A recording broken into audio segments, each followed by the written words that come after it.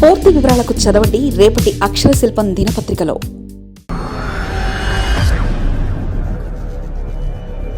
Andhra Pradesh budget 2024 ఇదే.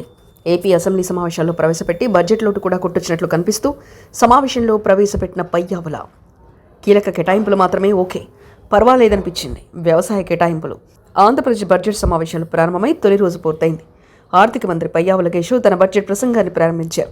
2019లో గత ప్రభుత్వం విధ్వంసంతో పాలన ప్రారంభించిందన్నారు. రాష్ట్ర ఆర్థిక పరిస్థితి పతనంగా ఉందని తెలిపారు. రాష్ట్ర ఆర్థిక పరిస్థితి పతనం అంచనా ఉందని తెలిపారు.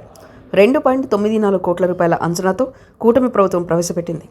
గత ప్రభుత్వం పెట్టుబడిదారుల విశ్వాసాన్ని దారుణంగా దెబ్బతీసిందని పయ్యావుల కేశవ్ అన్నారు.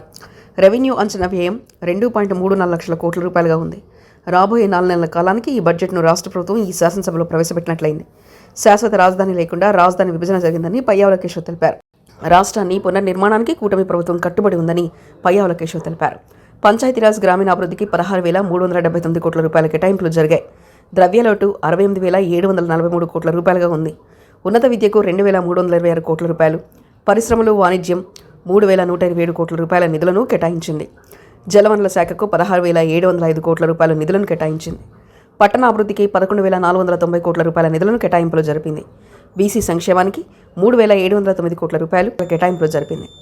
ఇంధన రంగానికి 8,704 కోట్లు, ఎస్టీ సంక్షేమానికి 7,500 కోట్ల రూపాయల కేటాయింపులు జరిపింది.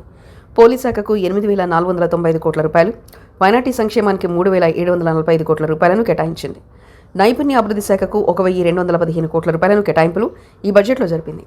అటవీ పర్యావరణ శాఖకు 687 కోట్ల రూపాయలు, గృహ నిర్మాణ శాఖకు 4,312 కోట్ల రూపాయలను కేటాయిస్తూ ఈ ప్రభుత్వం బడ్జెట్లో కేటాయింపులు జరిపింది.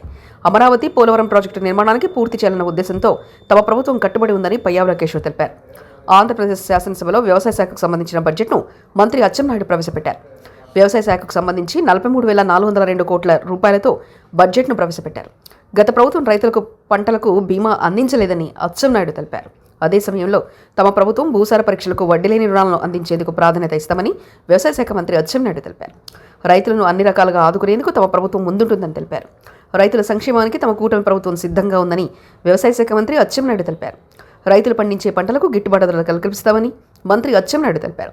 అలాగే తుఫానులు, వరదల వల్ల నష్టపోయిన రైతులకు తమ ప్రభుత్వం ఆదుకుంటుందని అచ్చెన్నాయుడు భరోసా ఇచ్చారు. విత్తనాల రాయితీల కోసం 240 కోట్లు, భూసార పరీక్షలకు 38.88 కోట్లు, విత్తనాల పంపిణీకి 240 కోట్లు, ఎరువుల సరఫరాకు 40 కోట్లు, పొలం పిలుస్తుంది కార్యక్రమానికి 11.31 కోట్లు, ప్రకృతి వ్యవసాయానికి 422.96 కోట్లు, డిజిటల్ వ్యవసాయానికి 44.77 కోట్లు, వ్యవసాయ యంత్రీకరణకు 187.68 కోట్ల రూపాయలు కేటాయిస్తున్నట్లు మంత్రి అచ్చెన్నాయుడు తెలిపారు.